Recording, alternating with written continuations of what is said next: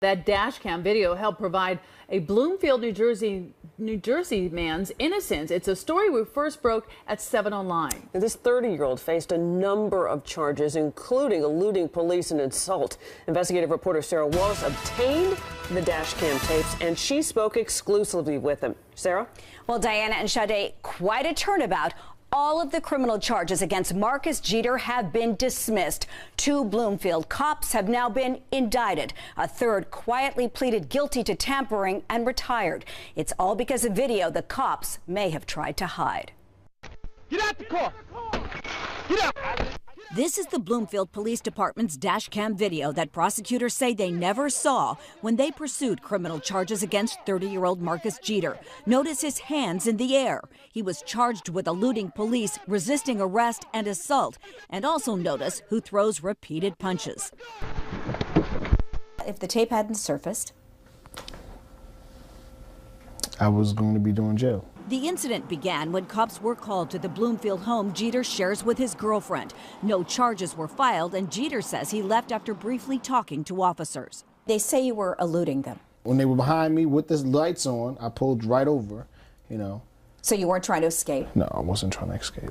In a video from the first police car, prosecutors did see Jeter stops on the side of the Garden State Parkway. The cops pull out guns. Why didn't you just get out of the car? Because I was afraid. There was a cop on my left with a gun pointed at me, and there was one on my right side with a shotgun pointed. I'm afraid that I might get shot. If you got out? Mm-hmm. The tape not initially turned over is on the dash of a second police car that comes from the opposite direction, crosses the median into ongoing traffic, and then strikes Jeter's car. There is no mention of that in any police report. When Jeter first told his attorney that part of the story, it was incredible. I didn't believe his story at that particular point in time. So you finally believed him then? Yes. The next thing I know, as he's coming around the car, the glass gets busted, and all the glass goes in my face. Get out the car! Your hands are up. My hands are up. As soon as he opened the door, one of the officers reached in and just punched me in my face. As he's trying to take the seatbelt off, he's elbowing me in my jaw. And I'm like, ah, and he's like, stop trying to take my gun. Don't go for my gun! Stop resisting arrest. Stop trying to take my gun. And as he's saying that, I just knew, and I was thinking in the back of my mind, like, okay, this is gonna go wrong. Get down! Stop resisting! Stop resisting! Why are you trying to take my gun? Get off my gun! And right before when they opened the door about to put me in, the officer hits me in the back of the head again. as soon as prosecutors saw this video, they dismissed all of the charges against Jeter. Interesting to note, an investigation by Bloomfield PD's scandal-plagued Internal Affairs Division had found no wrongdoing by police officers.